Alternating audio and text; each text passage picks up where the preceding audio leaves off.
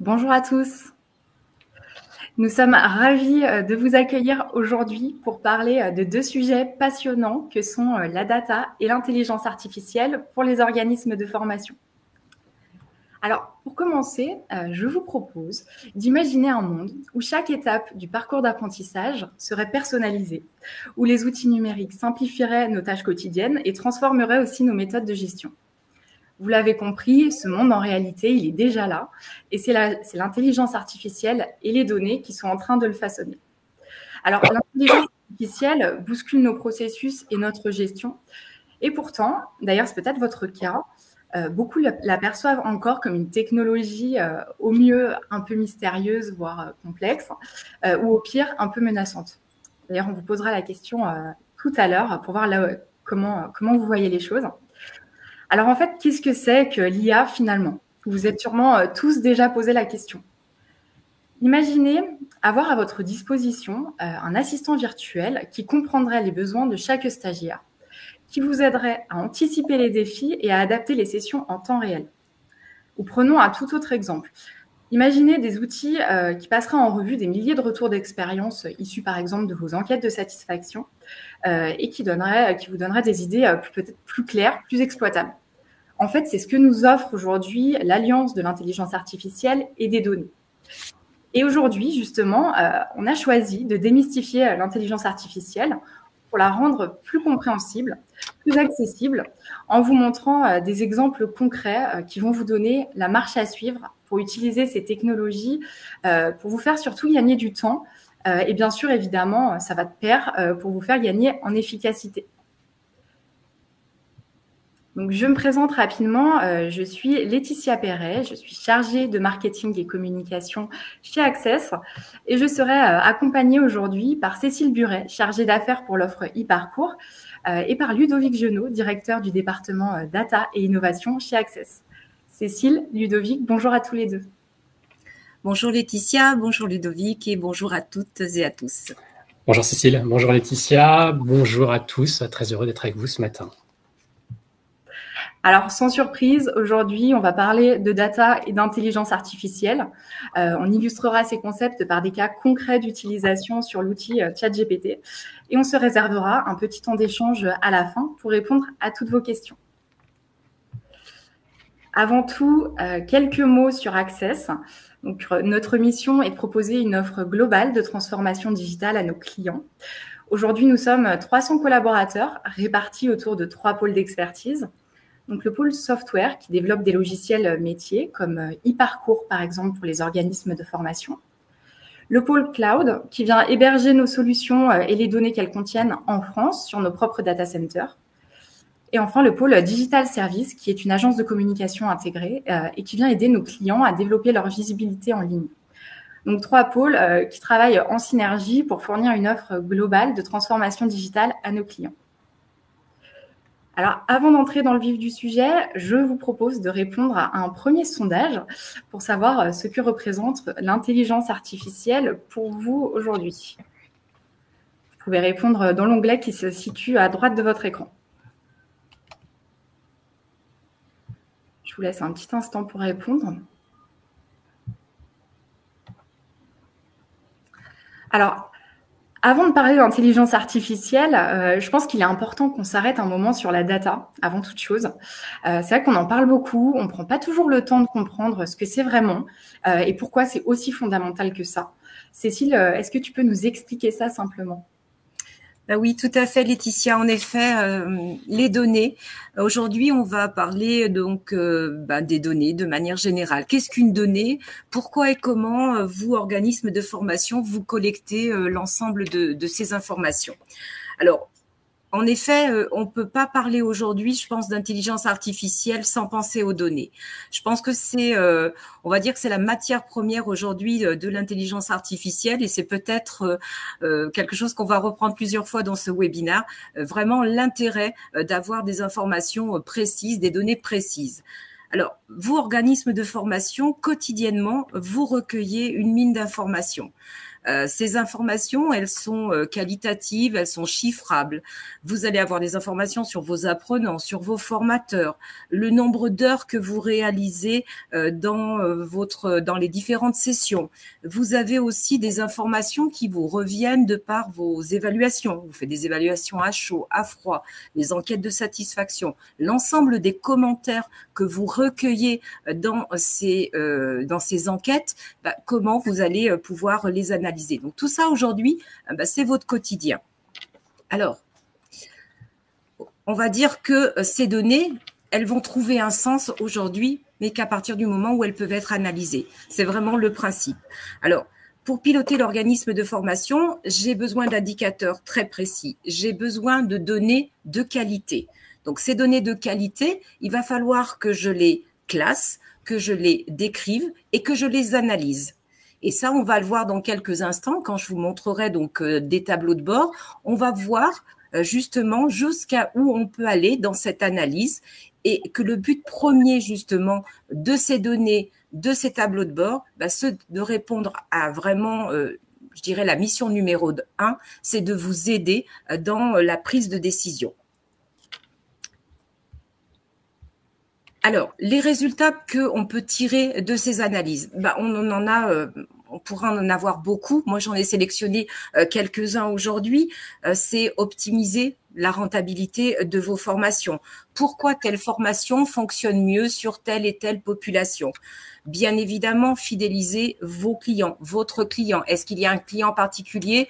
Vous souhaitez entreprendre des actions spécifiques pour justement lui proposer encore plus de formations vraiment qui va correspondre à ses besoins. Est-ce que c'est optimiser les formations? Quelles sont mes formations de 2024 qui ont très bien fonctionné et comment je vais pouvoir peut-être les proposer l'année prochaine en 2025 ou encore améliorer peut-être certaines de mes formations. Donc, on voit de manière très générale que ces données, vous les avez. Vous les avez au quotidien, vous les utilisez. Et maintenant, ce que je vais essayer de vous montrer, donc, c'est de vous illustrer au travers donc des tableaux de bord comment on retrouve ces informations. Alors, avant d'arriver sur les tableaux de bord, on a parlé de données, mais bien évidemment, pour les organiser et les structurer, ces données, vous avez besoin d'un logiciel métier. C'est aujourd'hui l'outil indispensable. Cet outil-là, c'est aujourd'hui, c'est un assistant. C'est vraiment l'outil qui va vous permettre d'aller plus loin dans vos prises de décision. Alors, comme je vous disais, pour illustrer cela, je vais vous proposer donc différents tableaux de bord qui vont vous permettre de réaliser. Alors, je vais me connecter tout de suite. Laetitia, Ludovic, vous me dites si l'écran s'affiche bien. C'est en cours. Ça y est, on voit bien ton écran. Okay. Parfait, très bien. Donc, pour illustrer donc les tableaux de bord, je vais donc vous proposer donc la solution e-parcours qui est commercialisée par Access et dont j'ai sélectionné 2 tableaux de bord. Un tableau de bord de statistiques, un tableau de bord purement financier et puis un tableau de bord plus spécifique à la qualité. Alors, si je reviens sur mon tableau de bord financier, aujourd'hui, c'est un enjeu important, la partie finance dans votre organisme de formation. Donc, vous allez retrouver différents éléments sur la facturation mensuelle, sur le reste à facturer. En quelques clics, j'ai besoin de connaître mon chiffre d'affaires prévisionnel. J'ai aussi besoin peut-être de connaître quelles sont les familles de formation qui aujourd'hui rapportent le plus, qui sont plus proposées à mes clients ou à mes apprenants. Donc, tous ces éléments-là, vous les retrouvez dans ce tableau financier. Alors, avec des indicateurs sur peut-être le type de formation, intra-inter, la famille de formation, on vient d'en parler. Et tout à l'heure, je le disais aussi, est-ce que vous avez besoin d'avoir un tableau financier spécifique pour un client en particulier? Donc, ces indicateurs-là, ce sont des indicateurs qui peuvent être aussi, bien évidemment, personnalisés en fonction de votre organisme de formation et de vos objectifs. On retrouve également ces informations dans la partie qualité. Alors aujourd'hui, vous, comme je le disais tout à l'heure, vous avez beaucoup d'informations que vous récoltez dans vos enquêtes de satisfaction. Et bien, ce tableau de bord va vous permettre de manière assez simple de synthétiser l'ensemble de ces éléments. Je peux avoir très rapidement un taux de réponse sur des questionnaires à chaud, les taux de satisfaction de mes participants, des analyses encore qui ont été faites sur certains commentaires qui sont revenus de mes apprenants ou de la société avec lesquelles ou des sociétés avec lesquelles je travaille. Donc, comme je le disais, ces éléments que nous avons à travers ces tableaux de bord, comment on les récupère? Eh bien, tout simplement à travers votre logiciel métier. Donc, on va retrouver, si on prend un exemple d'une formation, d'une session, j'ai pris au hasard, mais complètement au hasard, donc une formation sur les fondamentaux de l'intelligence artificielle. Et là, on voit bien que dans le résumé de cette session, on a déjà des éléments qui nous reviennent sur simplement le formateur, les évaluations. Donc, on les retrouve forcément dans ce résumé-là. On retrouve ici une analyse de besoins. On a déjà 9 questionnaires à analyser et qui vont nous permettre d'aller alimenter notre tableau de bord. Qu'est-ce que je retrouve aussi comme information? Bien évidemment, la partie financière, on en a parlé, les tarifs que vous pratiquez sur chacune de vos sessions, les contrats, est-ce que je fais de l'inter ou de l'intra, l'ensemble des contrats que j'ai proposés donc à mes apprenants. Donc, vous voyez que toutes ces données-là, elles retrouvent tout leur sens dans le logiciel métier et ensuite, elles sont exploitées directement dans les différents tableaux de bord. Alors, pour illustrer ce que tu viens de dire, Cécile, je vous propose de répondre à un second sondage pour savoir justement si vous êtes familier justement avec ces tableaux de bord pour analyser vos données métiers. Alors, encore une fois, on vous laisse un petit instant pour répondre.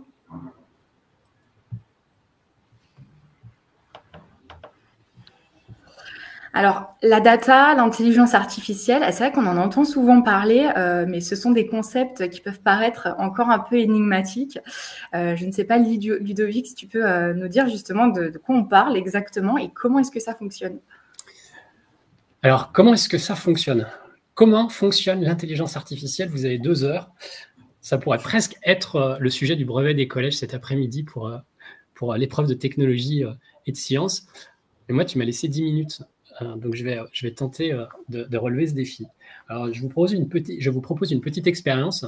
Fermez les yeux et essayez d'imaginer ce que représente pour vous l'intelligence artificielle. Comment est-ce que vous la matérialiseriez? Bien, il est probable, vous pouvez rouvrir les yeux, ce sera mieux pour visualiser la présentation, que vous ayez peut-être cette image-là. Cette image, c'est la recherche intelligence artificielle sur un moteur de recherche. Finalement, on a un peu tendance systématiquement à mettre des représentations humanoïdes ou de cerveaux humains, et ça à grand renfort de séries Netflix ou autres films qui, au cours des décennies passées, sont venus sur les écrans nous forger cette image. Et puis, on va avouer, d'un point de vue marketing, et c'est pas Laetitia qui dira le contraire, on aime bien, nous aussi, quand on parle d'intelligence artificielle, mettre ces images un petit peu mystiques. Alors, pour certains, l'intelligence artificielle, c'est terrifiant. Pour d'autres, c'est passionnant. D'ailleurs, vous avez été 29% à nous dire que c'était fascinant dans le premier sondage et 71% à trouver que c'est un outil puissant qui pourrait vous aider. En tout cas, si on devait faire une représentation de l'IA, eh bien, c'est pas du tout ça. C'est quelque chose de beaucoup plus simple. On va démystifier un petit peu tout ça. L'intelligence artificielle, eh bien, c'est avant tout un programme informatique, ou devrais-je dire des programmes informatiques. Ça ne reste et ça ne sont que des programmes informatiques qui ont des particularités par rapport aux programmes informatiques qu'on pourrait dire traditionnels, qu'on a l'habitude de faire jusqu'à présent. Les 2 particularités, c'est que la première, c'est que pour les organiser, les fabriquer, ces programmes, on va s'inspirer du fonctionnement d'un cerveau humain, d'où le terme intelligence artificielle. Et puis, la deuxième particularité, c'est que ces programmes, ils ont une forte propension à pouvoir résoudre des problématiques à forte complexité logique ou algorithmique. Alors, c'est un bien grand mot, algorithmie, on va tout de suite le clarifier. Je vais prendre une illustration pour vous expliquer, pour tenter de vous expliquer la différence entre l'intelligence artificielle et la programmation traditionnelle. Eh bien, refaisons un petit point sur ce qu'est la programmation traditionnelle, la programmation classique qu'on fait jusqu'à présent. Alors, je sais que Cécile, Laetitia et moi-même d'ailleurs sommes très gourmands. Et donc, on a pris l'exemple d'une tarte aux fraises. Eh bien, si on devait faire un programme informatique capable de réaliser une tarte aux fraises, eh bien, on suivrait une recette avec un ensemble d'instructions. Et ça, normalement, ça parle à tout le monde. Eh bien, cette recette, c'est ce qu'on appelle un algorithme. Et cet algorithme est constitué d'instructions. Et le métier de l'informaticien, du développeur, ça va être bien de transformer ces instructions dans un langage que l'ordinateur est capable de comprendre. Eh bien, en programmation classique, traditionnelle, on fait des choses merveilleuses avec des programmes de ce type-là. Alors, pas celui de la tarte aux fraises, mais avec d'autres. On a pu envoyer des hommes sur la Lune et même les faire revenir, d'ailleurs, ce qui est plutôt une bonne chose. On a envoyé des robots sur Mars et puis on fait des prouesses dans le domaine médical. Pour autant, des choses qui peuvent sembler plus simples, eh bien, d'un point de vue informatique, on ne sait pas forcément, nous-mêmes humains, quelle serait la recette. Si vous voulez expliquer à un enfant en CP, CE1 comment faire une addition, eh bien, vous suivez une petite recette, vous lui expliquez. Si vous souhaitez lui expliquer comment faire du vélo, ben, c'est déjà un petit peu moins simple. Et là, je vais prendre un autre exemple. Et Laetitia, je vais te demander contribution. Imaginons que tu souhaites créer un programme informatique capable de reconnaître sur une photo s'il y a un chat. Quelles sont les instructions ou quelle pourrait être la recette pour écrire dans ce programme informatique sur la manière de reconnaître un chat? Alors, je pourrais dire que c'est un petit animal poilu, avec des yeux ronds, une bouche un peu biscornue, des pattes et des oreilles pointues. Très bien, alors merci pour ces instructions. Maintenant, eh bien, imaginons qu'on a écrit ces instructions. Alors déjà, il faudrait définir ce que sont des pattes, il faudrait définir ce que sont des yeux, il faudrait définir ce que sont des oreilles. Peut-être que la position des yeux par rapport aux oreilles est importante. Et puis, tu m'as dit des oreilles en forme de pointe et de triangle. Mais en fait, je ne suis pas sûr de reconnaître tous les chats parce que ce petit chaton qui a mis ses oreilles un petit peu derrière, eh bien, je ne le reconnaîtrai pas. Donc, ce n'est pas si facile que ça. C'est comme faire du vélo. Nous-mêmes, humains, faire une recette de cuisine, un algorithme pour reconnaître un chat, eh bien, c'est assez compliqué. Et c'est là qu'intervient l'intelligence artificielle et on va programmer de manière totalement différente. L'intelligence artificielle, ce sont des formules mathématiques derrière. Et c'est essentiellement des formules mathématiques. Alors, je prends ma photo de chat. Ma photo de chat, je vais appliquer des filtres dessus. Certains d'entre vous ont peut-être déjà utilisé des filtres sur Snapchat. C'est un petit peu le même principe, si ce n'est que ce filtre-là, eh bien, son but, c'est de faire ressortir les contours, les formes, les textures, les points, les particularités de l'image. Et puis, vu qu'on va utiliser des formules mathématiques, eh bien, il faut convertir tout ça sous forme de chiffres. Alors, chaque point de l'image, eh bien, ce sera un nombre. Et puis, ce nombre, eh bien, je vais le mettre dans une petite formule mathématique qui est un petit rond bleu. Et le résultat de cette formule mathématique qui est très simple, presque niveau 4e, eh bien, je vais l'envoyer à un autre rond bleu et c'est la même formule mathématique et ainsi de suite. Et ça avec plusieurs couches. Eh bien, ces petits ronds bleus représentent des neurones et cette formule mathématique, finalement, eh bien, c'est un réseau de neurones. Là, à l'écran, il y a un peu plus d'une dizaine de ronds bleus, mais dans la réalité, eh bien, dans un programme d'IA, il y en a des centaines de milliers, des millions, voire des milliards, des centaines de milliards, et même plus de 1000 milliards pour ChatGPT. Et à la fin, eh bien, ça me donne un résultat. Ça me donne un résultat. Ici, ça va me dire, eh bien, c'est un chat, 97%, ou un chien, 75%. Donc, je vais reconnaître que c'est un chat. Alors, on peut se dire, mais finalement, comment est-ce que je fais cette équation mathématique? Mais en fait, on ne la fait pas vraiment, cette équation mathématique. C'est-à-dire qu'on va mettre ces neurones, et au début, on va mettre une photo de chat, et l'outil va nous dire, ben, je pense que c'est un chameau. On va lui dire, non, là, c'est pas tout à fait un chameau. On va lui dire qu'il s'est trompé. Et on va lui redonner d'autres photos de chats, puis des photos d'autres animaux en lui disant ce que c'est. Et puis, progressivement, eh bien, il va adapter son équation jusqu'à trouver l'équation qui va permettre, l'équation mathématique qui va permettre, eh bien, quasiment à coup sûr, avec un bon taux de performance, d'identifier un chat dans une image.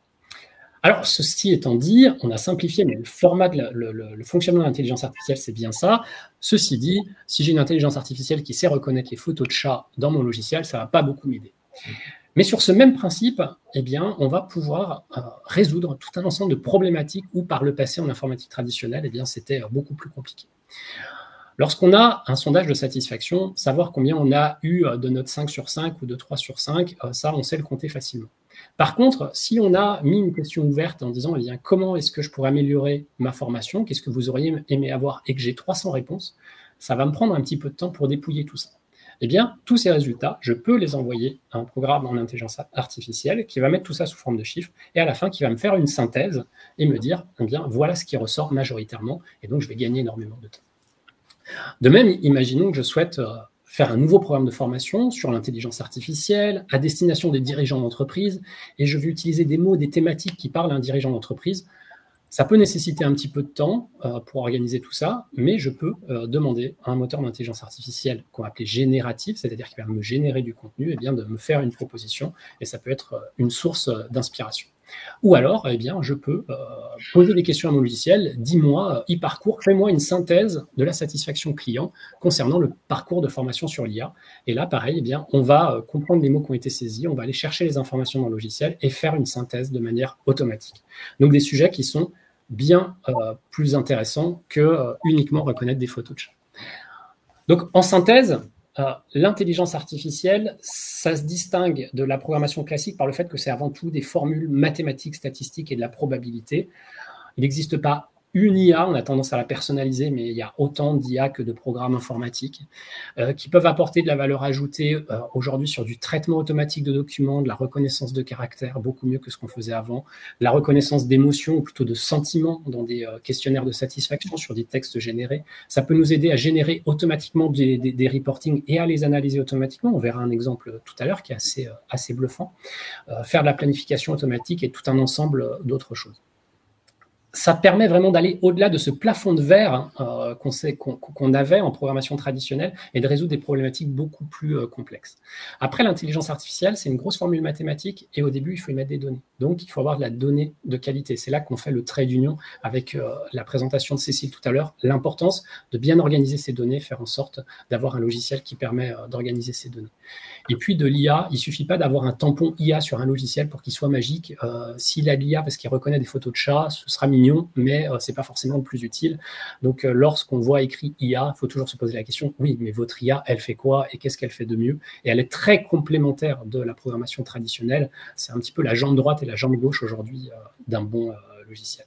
Voilà. Donc, beaucoup d'enjeux, beaucoup de valeurs à créer. Et là, Cécile, je te laisse nous dire quelques mots sur la valeur ajoutée que peuvent apporter de tels systèmes. Oui, tout à fait, Ludovic. En effet, alors la valeur ajoutée, on l'a vu avec cette addition de data et d'intelligence artificielle, cette combinaison des deux va vraiment vous permettre, vous, organisme de formation, de rester le plus compétitif possible. Vous avez été dans le sondage, plus de 71% avoir répondu, en effet, donc l'intelligence artificielle et la data donc pouvaient vous aider dans votre travail. Donc c'est absolument ça. Donc en efficacité, par exemple, les tâches qui sont récurrentes aujourd'hui, qui sont fastidieuses et pour lesquelles vous pouvez aussi avoir des risques d'erreur. Donc ça, c'est vraiment vous aider dans cette efficacité-là. Le gain de temps, je pense qu'on court tous après le temps et vous, organisme de formation, c'est vraiment le retour que vous avez aujourd'hui d'avoir un outil qui vous permet justement de gagner ce temps, d'automatiser un maximum de ce que vous faites, de ces tâches quotidiennes et peut-être de vous concentrer, même sûrement de vous concentrer sur des actions à plus valeur ajoutée. La prise de décision, ça a été vraiment au début du webinaire, ce que je vous disais, c'est que vous allez, la mission première justement de l'analyse de ces tableaux de bord, de l'intelligence artificielle, c'est de prendre du recul et de prendre les bonnes décisions qui vont vous permettre vraiment d'optimiser votre centre de formation. Et puis, aussi, c'est l'innovation. On est sur des outils, de nouvelles technologies. Donc, il faut y aller. Merci Cécile. Alors, effectivement, alors maintenant qu'on a clarifié ce que sont les données pour votre organisme de formation et tous les avantages que peuvent vous offrir l'intelligence artificielle, on va passer à la prochaine étape et pas des moindres, qui consiste à voir comment associer ces deux éléments pour maximiser leur synergie. Alors, comme l'a expliqué Ludovic tout à l'heure, les intelligences artificielles peuvent prendre plusieurs formes. Aujourd'hui, on va se concentrer sur ce qu'on appelle les intelligences artificielles dites génératives, donc c'est-à-dire qui vont générer du texte, des images ou des vidéos. Et on va prendre en particulier l'exemple de ChatGPT. Donc, il en existe d'autres, Bard, DALL-E, etc. Et nous allons voir comment rédiger un prompt. Donc, en fait, ce qu'on appelle un prompt, c'est ce que vous appelleriez une requête sur Google. Ça va être la manière d'exprimer votre demande. Donc, si nous prenons un exemple concret, par exemple, vous voulez créer une enquête de satisfaction pour recueillir les retours des participants à une formation. Si vous demandez simplement comment créer une enquête de satisfaction, il y a des chances que vous obteniez une réponse aussi générique que votre question et qui pourrait ne pas forcément correspondre à vos attentes. Par contre, si vous donnez plus de détails, la réponse sera sûrement beaucoup plus pertinente. Donc déjà, ce qu'il faut retenir, ce qu'il faut garder en mémoire, c'est que la bonne manière de rédiger va suivre 3 étapes. On va d'abord définir le rôle que l'intelligence artificielle doit adopter, le contexte dans lequel on opère et la tâche qu'on souhaite que l'intelligence artificielle effectue. Donc, par exemple, demandez à ChatGPT de jouer le rôle d'un expert en formation spécialisé dans les enquêtes de satisfaction et fournissez des détails comme le contexte. Par exemple, je souhaite évaluer la satisfaction des participants à une formation en ligne, par exemple, sur la gestion de projet. Ensuite, vous pouvez donner vos objectifs. Donc, je veux connaître leurs avis sur le contenu, la qualité de l'enseignement et l'organisation de la formation. Et ensuite, vous pouvez préciser d'autres choses, comme par exemple le public cible, comme quoi là, vous vous adressez à des professionnels débutants. Et vous pouvez ajouter aussi d'autres détails, comme par exemple « réponds-moi sous forme de tableau », etc.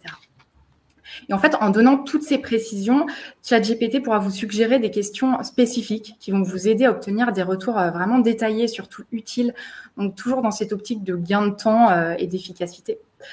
Donc, par exemple, il pourrait vous proposer des questions sur l'accessibilité des ressources en ligne, sur la clarté des explications données par le formateur ou sur l'adéquation du contenu de la formation avec les attentes des participants.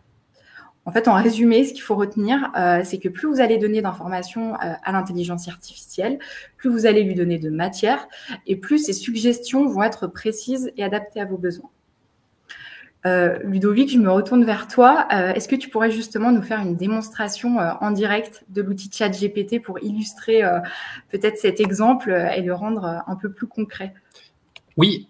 Alors, comme tu l'as dit, l'idée, c'est de faire une présentation que tout le monde puisse refaire chez lui et qui ne soit pas uniquement autour de eParcours. Donc, on va la faire avec ChatGPT sur lequel vous pouvez vous connecter et tester gratuitement. Alors, moi, j'ai retenu 3 choses. C'est qu'il faut fournir le rôle, le contexte et la tâche. Eh bien, on commence par définir le rôle et on explique, ou en tout cas, on dit à ChatGPT, au moteur, ce qu'il doit être. Et on lui dit qu'il est un consultant expert en expérience utilisateur, en évaluation pédagogique. Gardez en tête que derrière, ça reste une formule mathématique et donc plus vous allez donner de chiffres précis, et vous ne donnez pas des chiffres mais des mots qui vont être convertis en chiffres, plus vous allez donner de données en entrée, et bien plus vous aurez une réponse qui sera pertinente et proche de ce que vous souhaitez. Donc n'hésitez pas à être verbeux dans vos questions. Et puis ensuite, on va définir le contexte. Alors nous, on explique qu'on est un organisme de formation et qu'on souhaite pouvoir proposer... je vais juste... petit instant, voilà, défiler, qu'on souhaite un questionnaire de satisfaction suite à une formation. Et donc, on lui dit quel est l'objectif. On lui dit que ces questions, ça peut être des questions fermées, que ça peut être des questions ouvertes. Hop, ça, c'est dans la 3e partie, la tâche qu'on lui demande, voilà, de reconnaître, de réaliser. Et puis, on lui dit ici qu'on ne veut pas plus de 5 questions. Pour faire le test juste avant, il peut être vite très verbeux et très, très générateur d'idées. Et puis, on lui demande aussi pour une question de lisibilité qu'il nous présente ça sous forme de tableau. Bien, juste avec ce texte, et là, c'est en live, donc ça se génère. Donc, on peut être quand même assez étonné par la rapidité. Alors, vous êtes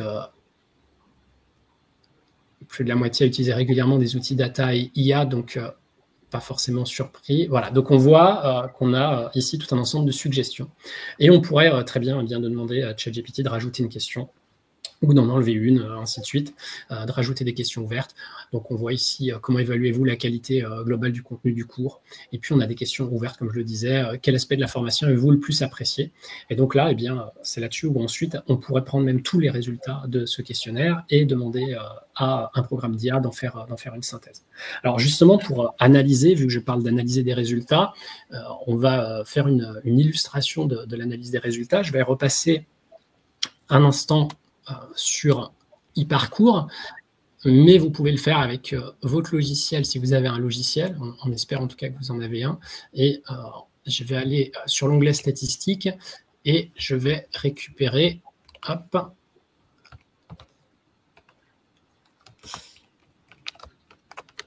voilà, ça arrive, hop, et je me suis déconnecté entre-temps. Donc, je retourne sur l'onglet financier et je vais récupérer mon tableau de bord qui s'affiche concernant ma performance financière.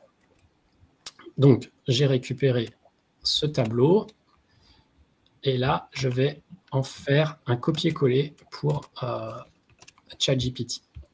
Alors, pourquoi est-ce que je le copie-colle? Bien parce que j'ai un comité de direction et je souhaite pouvoir présenter une synthèse de la performance de notre activité.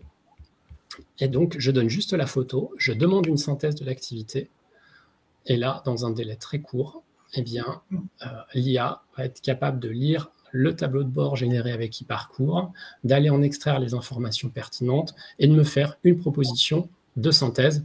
Là également, je lui ai demandé en une dizaine de lignes maximum, mais si je ne l'avais pas bridé, j'ai vraiment une synthèse qui est très, très détaillée. Et puis, forcément, je peux me poser la question de me dire, bon, j'aimerais bien, et c'est certainement la question que vous allez vous poser, améliorer mon chiffre d'affaires, qu'est-ce que je pourrais faire? Alors, je compte sur mon expérience en tant que dirigeant ou responsable, j'ai tout un ensemble d'actions, mais est-ce que j'ai vraiment pensé à tout? Et parfois, eh bien, on pourrait avoir besoin de suggestions ou d'idées, peut-être de choses auxquelles on n'a pas pensé ou auxquelles on n'est pas habitué. Et donc là, on peut demander au moteur d'IA eh bien, de proposer un plan d'action pour améliorer notre chiffre d'affaires. Là aussi, je l'ai bridé en lui disant 5 actions maximum pour que ça reste rapide dans le cadre de cette présentation. Et donc, il va me faire tout un ensemble de propositions. Alors, certaines peuvent sembler évidentes, des choses qu'on a déjà faites.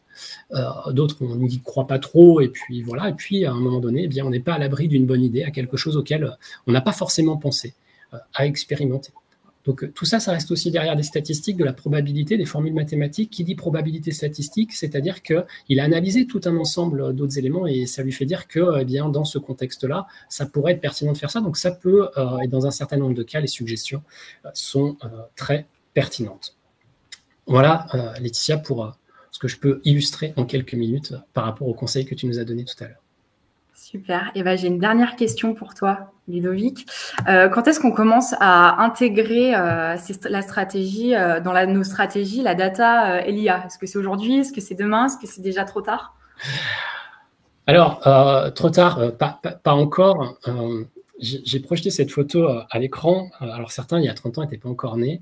Ou il y en a d'autres, peut-être comme moi, qui se souviennent que des personnes, on leur avait posé cet accessoire, en tout cas pensaient que c'était un accessoire sur leur bureau, ils se demandaient à quoi bon cela allait servir. Certains en avaient des peurs, se disaient tout ça, ça va me remplacer demain. Ou alors ils l'allumaient qu'une fois par semaine pour faire un peu de comptabilité, parce qu'on avait mis un logiciel dessus, on connaît la suite de l'histoire. Si je fais cette comparaison, c'est clairement, et ce n'est pas que mon point de vue, tout le monde vous le dira, en tout cas aujourd'hui, tous les experts dans le domaine, l'IA est véritablement aujourd'hui un tournant dans notre évolution. Et donc, pour répondre à ta question, aujourd'hui, clairement, il faut démarrer aujourd'hui et vous pouvez démarrer demain. C'est possible. Vous serez certainement en retard. Aujourd'hui, vous n'êtes pas en avance. Et d'ailleurs, le deuxième sondage qu'on a fait, on voit que 56% des personnes sont déjà habituées à utiliser la data, l'IA. Donc, peut-être que dans ces personnes qui utilisent, il y a peut-être vos concurrents, à vous qui êtes dans les 44%. Donc, voilà, ne traînez pas. Clairement, c'est une avancée. Ça peut effectivement pour certains paraître étonnant, peut-être parfois faire peur. En tout cas, ce n'était pas trop ce qui ressortait du sondage. Vous avez trouvé ça plutôt fascinant, mais vous sembliez un peu perdu. Mais en tout cas, n'hésitez pas à vous faire accompagner de la même manière que des personnes vous ont accompagné pour l'accession à l'informatique. Eh bien, on peut aussi vous accompagner sur les sujets d'IA. vous guider, vous aider dans votre réflexion, mais également aussi sur la partie data, comment est-ce que je peux faire plus simplement mes reporting, comment est-ce que je peux valoriser mes données. C'est vraiment un nouveau pan qui arrive aujourd'hui et toutes les entreprises, d'ailleurs pas uniquement les organismes de formation, vont le prendre en compte et de plus en plus l'utilisation des données va prendre une place de plus en plus prégnante. Alors justement, pour commencer dès aujourd'hui, on vous propose de récupérer 3 prompts que vous pouvez récupérer en scrollant sur votre écran dans l'onglet ressources en bas. Et voilà, ça vous permettra de commencer à créer vos enquêtes de satisfaction, générer vos emails automatiques, lire, analyser vos tableaux de bord, voilà, reproduire ce qu'on vient de faire, ce qu'on a illustré tout à l'heure sur l'outil ChatGPT. Alors, je vous propose qu'on prenne un petit temps pour échanger. On va commencer à regarder donc s'il y a eu quelques questions. Alors, j'ai une première question. Sur certains sites, il est nécessaire de dire que nous ne sommes pas un robot et dans ce cas, il faut sélectionner des images ou photos en lien avec un mot proposé. Est-ce pour développer l'intelligence artificielle ? Alors, moi, je ne sais pas répondre puisque ce n'est pas moi qui le fais, mais je me dis que si je devais faire un programme d'intelligence artificielle pour aider à reconnaître les images, eh bien, j'utiliserais entre autres cette donnée-là. D'ailleurs, ces outils sont généralement gratuits, donc ils vous aident à protéger votre site, mais en même temps, finalement, la contrepartie, eh bien, le résultat peut aider, en tout cas, je l'aiderais. Et là où ça peut paraître, justement, c'est un peu un cercle vicieux, c'est que, eh bien, après, vous pouvez faire une IA qui elle-même va être capable d'être ce robot qui va être capable de reconnaître l'image. Voilà. Mais c'est ce qu'on appelle le progrès, normalement. Ensuite, une deuxième question. La version de ChatGPT que vous utilisez est-elle payante? Car je crois savoir que cette version est plus performante que celle qui est gratuite. Alors, il existe plusieurs versions de ChatGPT, la version 3.5, 4, 4O. La 4O vous permet de faire des choses avec des images et du texte en même temps. Effectivement, nous, on souscrit des abonnements à tout un ensemble de solutions data. Pour autant, vous pouvez l'utiliser, vous y avez accès, vous pouvez faire une quinzaine de requêtes par jour. Alors, ça évolue presque tous les jours. Hein. Aujourd'hui, je ne sais plus combien, mais sur ce modèle-là. Et puis après, c'est sur des tarifs qui restent accessibles au regard, si vous l'utilisez vraiment au regard du service rendu. Mais vous pouvez faire la même démo gratuitement. Alors, ensuite, j'avais aussi en tête que ChatGPT pouvait générer des sources erronées s'il ne trouvait pas l'information voulue par le demandeur, d'où l'intérêt de vérifier la donnée proposée par l'intelligence artificielle. Oui, alors tout à fait. Et d'ailleurs, pour continuer avec cette image humanoïde, on indique que l'IA a halluciné. Voilà, donc on aime bien prêter des connotations à l'humain.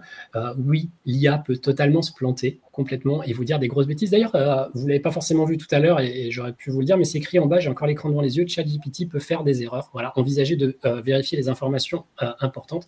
Ce n'est pas parce que quelque chose est écrit que c'est forcément vrai. Et tout à l'heure, dans la petite démo de chat, on a vu qu'on a dit c'est un chat à 97,5%. Et donc, à 2,5%, ce n'est peut-être pas un chat. Voilà, donc ça, c'est aussi une différence entre la programmation classique où on dit ben, c'est blanc ou c'est noir et c'est l'un ou c'est l'autre, c'est pas l'un, c'est l'autre.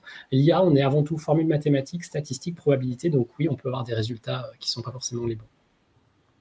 Alors, il nous reste une question. N'hésitez pas si vous avez d'autres questions à poser. On a encore quelques minutes. Alors, question RGPD. Les données postées sur ChatGPT sont-elles protégées? Par exemple, vos stats pour les analyser par l'intelligence artificielle. Alors, très bonne question et un très bon réflexe, d'ailleurs, de la personne qui a posé cette question. Effectivement, quand vous allez envoyer, quel que soit d'ailleurs, que ce soit l'IA, mais même des programmes autres qui sont sur Internet, des services en ligne, hein, même de traduction, de choses comme ça, quand vous copiez des données, eh bien, posez-vous la question, où vont ces données? Est-ce qu'il y a des données personnelles? Est-ce que ces données peuvent être réutilisées ou pas? Sachez que déjà de manière générale, évitez de mettre des données personnelles, mais en tout cas, assurez-vous de respecter la réglementation. Sur la partie ChatGPT en version gratuite, lorsque vous mettez des informations, elles peuvent être ensuite réutilisées. C'est la contrepartie, c'est gratuit pour améliorer le modèle. Hein. C'est indiqué distinctement si vous lisez les informations autour de ChatGPT. À partir du moment où vous passez sur une offre payante, c'est indiqué que les données ne sont pas utilisées. Vous avez la possibilité d'accepter qu'elles soient utilisées, mais à partir du moment où vous payez, eh bien, effectivement, vous êtes Ceci étant, ce n'est pas parce que les données ne sont pas conservées par ChatGPT qu'elles ne transitent pas sur des sites qui sont à l'étranger. Et par rapport au règlement général sur la protection des données, qui est un règlement européen, si vous transmettez des données en dehors de l'Europe, vous avez certains éléments de réglementation, donc il faut être vigilant par rapport à ça. Super, merci Ludovic. J'ai l'impression qu'on n'a pas d'autres questions. Donc, écoutez, si jamais vous souhaitez, certaines questions vous viennent plus tard, vous pouvez contacter Cécile sur toute la partie data. Donc, il y a ses coordonnées à l'écran, et Ludovic pour la partie plutôt intelligence artificielle. Donc, si vous n'avez pas d'autres questions, je vous propose de clore ce webinaire. Merci à tous. Et puis, j'en profite quand même pour faire un petit aparté sur Access. Si vous voulez nous suivre, on est présent sur LinkedIn. On poste régulièrement beaucoup d'actualités sur tous ces sujets-là. Donc, n'hésitez pas à nous suivre. Merci à tous. Merci à tous. Au revoir. Bonne fin de journée. Au revoir. Au revoir.